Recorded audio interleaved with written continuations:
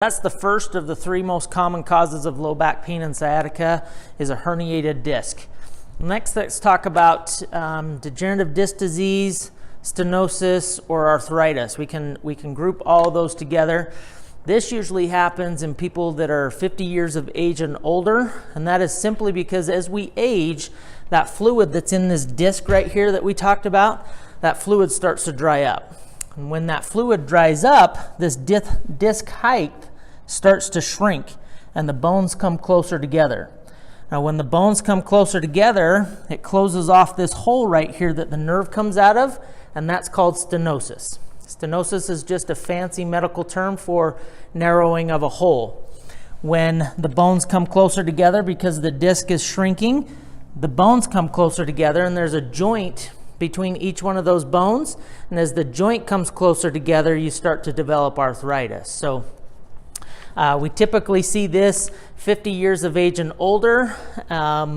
Pain with standing and walking usually goes away with sitting, and a lot of times we'll see people come into the clinic with advanced stages of this, and they start to have a posture where they're leaning forward just a little bit.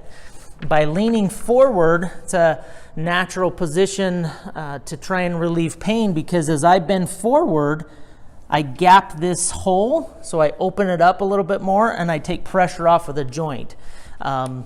So you'll often see this in the grocery store, or maybe this is you in the grocery store as you're walking. You get relief by leaning on the cart, or maybe standing in the kitchen doing dishes and cooking, and you have to lean next to the counter to take pressure off of your back and relieve pain.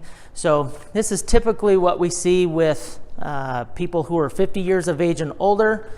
They get degenerative disc disease, is where that disc height starts to shrink.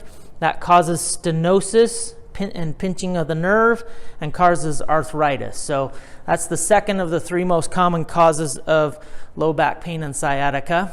The third, after we get done with the third, we'll talk about how to treat it, some specific exercises, and then obviously the biggest mistake that people with low back pain and sciatica make. So yeah, question? Okay, yeah, we're going to get to the specific exercises that you can do and talk about that. So thanks for the question. Give me just a minute. Let's go over the third most common cause of low back pain and sciatica, and then we'll tie it all together with exercises, because there's specific exercises for each of these three. And if you do the wrong exercises, you're going to make your problem worse. So hang on just a second. Thanks for the question. Okay, cool.